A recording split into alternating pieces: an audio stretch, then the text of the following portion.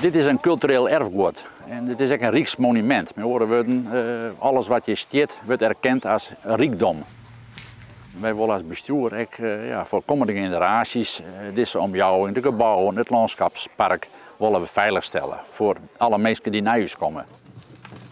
Dit is de haardingang van Mattenastaten en die is een van de belangrijkste objecten. Dit is de poorten met de moorden. Nou, dat wie wat vertutten is. Dus met oren worden de oude voeg, die er kwalijk mee wie eruit hellen. De stenen bin vervangen daar wel nodig.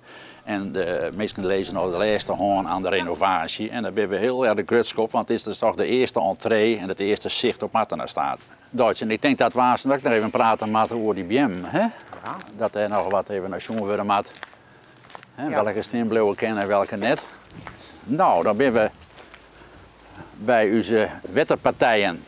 We staan hier voor een heel belangrijk onderdeel van uw herstelplan. Dan moet je baggeren worden, dat is nodig. Wij willen echt de walkanten herstellen, want die zijn op sommige plekken net zo goed meer. Het sliet steeds af. Wij willen dat verbeteren op een wijze dat echt de steense planten een betere plak krijgen zullen in de toekomst. Maar dat is nogal wat, hè? Ja, zeker. Frits, dat is net meer. Ja. Ja.